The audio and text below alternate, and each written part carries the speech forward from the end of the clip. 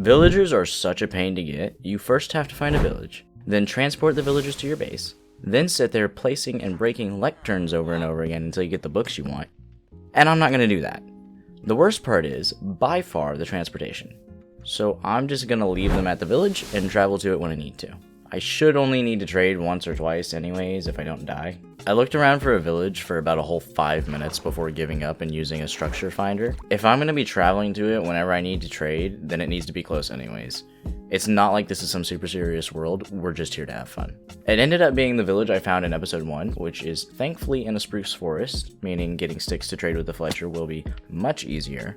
Those giant spruce trees are such a good source of wood, and I really only need to get mending anyways, so I don't need much. Crazy enough, when I went to get the mending villager, it only took a few tries to get a super cheap mending book trade, which is extremely shocking considering how long that process usually takes. I then realized that I had no fletching tables, so I had to go and hunt for gravel, and I forgot how annoying flint is.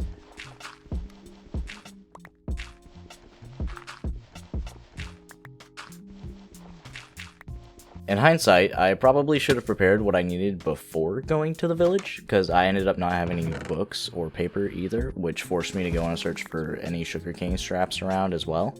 The trading process was honestly so much easier and faster than I thought it would be. After getting enough mending books for everything but my future elytra, I headed back home to apply them to my gear. The elytra was an oversight, definitely not intentional. I didn't realize I didn't have enough until it was too late, so I'll head back to the village another time when I need to.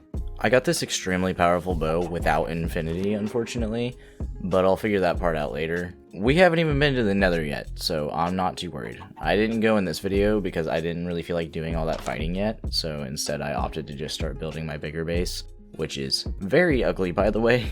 It started out okay, with a nice contrast between some spruce and some oak, but you'll see soon how bad of a builder I am.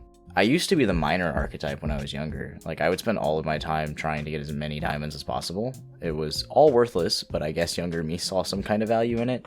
Just as the type of player I am has changed though, I have also changed a lot as a person in general.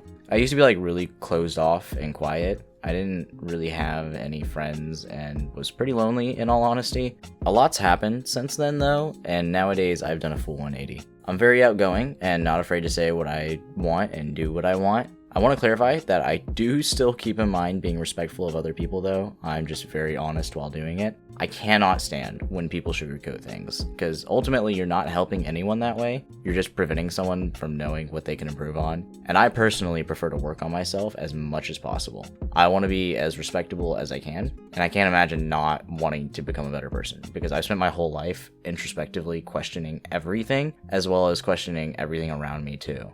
From a very young age, I learned that you can't always take things for what they seem immediately. You should question everything. Just make sure when you're questioning everything, you deeply think and not overthink. One is run by logic, the other is run by emotion. You need to acknowledge your emotions, but not let them take control. If you can master that, then you will very quickly become one hell of a person. It's crazy how easily people open up to you when they can tell you're like genuine and care. Your relationships get much better and people tend to enjoy your presence much more in general. It's not always easy putting your mind to work so much, but it is so worth it after a while. Just like anything in your life, you have to invest the time and energy to do it before you see a whole lot of results though. At first you'll likely just be confused and frustrated, but as time goes on, you start to notice things and ask for other people's opinions. It'll all start to make more sense. You'll start to understand both yourself and everyone else much better. You won't get upset as often and will be far more productive than if you didn't question things.